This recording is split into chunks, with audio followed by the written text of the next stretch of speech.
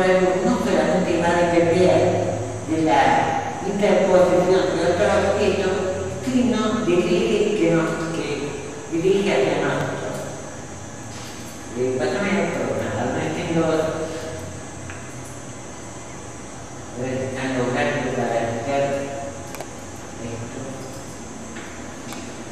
Acá se ve dos sistemas matemáticos donde se ve cómo puede ir la disminución de luz en función de cómo se van interponiendo cada una de las componentes con relación a nuestra visual.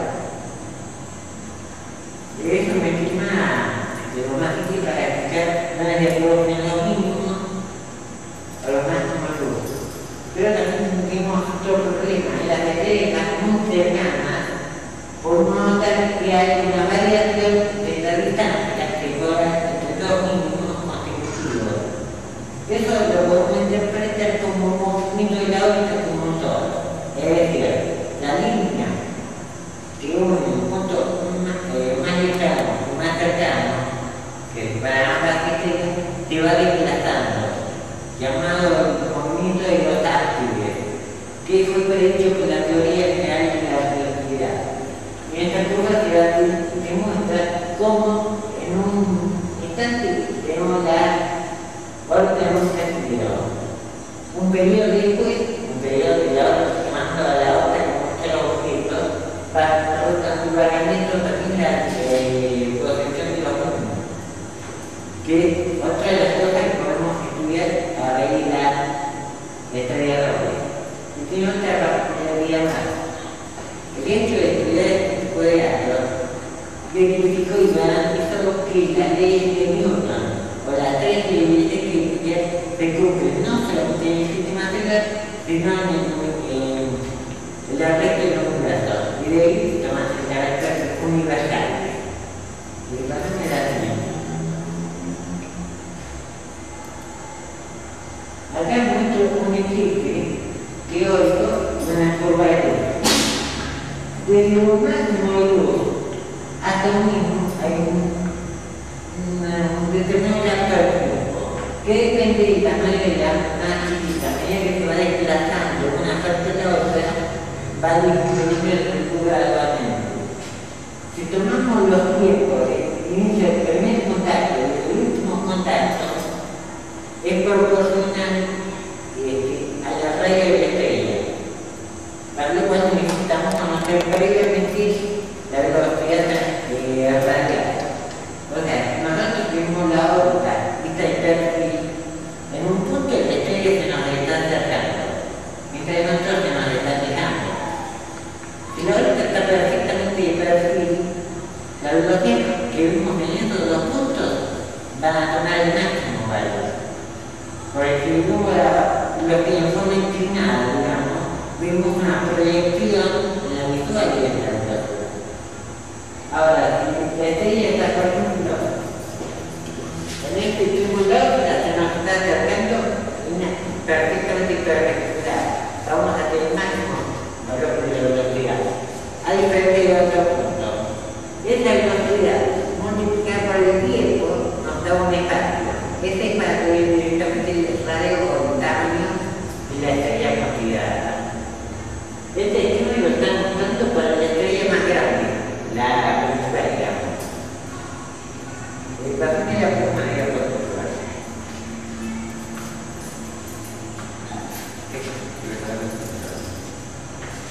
Este es un esquema de un estudio de dos partículas más cercanas. Es un esquema muy interesante, uno de los estudios únicos con toda la astronomía. Cuando terminamos un espectro, podemos ver una composición química, temperatura, velocidad de una atmósfera. Pero observamos una estrella helada porque nos informa el espectro. Es la condición de lo que está ocurriendo en un mismo instante en todo el disco. Las equidistantes, pero la componente principal es una supergigante con una atmósfera muy extendida y una estrella normal, expectante, o sea, chiquita, con una atmósfera poco densa, poco estudia la composición química, la temperatura y la densidad en función de la profundidad de la atmósfera. Supongamos que esta estrella no esté expresada para que esté afuera de la atmósfera la componente K. A medida que va transcurriendo el tiempo, la estrella va a presentar su espectro característico y la componente K el suelo. Hay diferentes temperaturas. La componente B es una estrella caliente, la componente K es una estrella relativamente fría, donde hay una gran diferencia en cuanto a la composición química. La componente K, como describe, tiene un inicio de bandas moleculares, en cambio la componente B tiene un hidrógeno en estado neutro y tiene ionizado.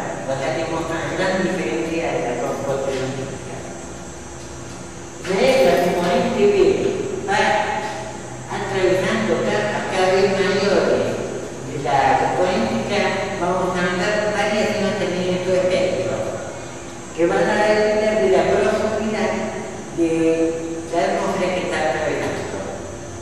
Estudiando esta variación a intervalos regulares, creo que debe ser un periodo suficientemente largo para estudiamiento de la variación, podemos conocer la composición química, pero en función de la profundidad atmosférica y ver cómo va variando esta condiciones físicas en la atmósfera de la estrella principal de la componente K. Supongamos que tuviésemos dos estrellas igual tipo B. Esto no se podría hacer, porque tener atmósferas muy aplanadas y no tendríamos suficiente tiempo como para analizar el espectro a medida que la componente más débil, la componente secundaria, la siguiente atravesando. Es otra de las importancias que se presenta el estudio de este tipo de variables. Si bien esto estoy indicando un poco lo que trabaja nuestro grupo, los muchos un aficionado avanzado con dispositivos técnicas de fotometría podría ser estudio también de la necesidad, estudiando la variación química, estudiándola desde el punto de vista de las variables, pero analizándolas desde el punto de vista orbital, que es lo que corresponde a la atmósfera. Pasame la próxima diapositiva. Pues esto no interesa mucho porque es el diagrama de HR, es un grupo que usamos muchas veces para establecer en forma empírica los tipos espectrales, las luminosidades y los hacemos químicos en función de un gráfico de dos colores en marcos de infrarrojo. Pásame la próxima.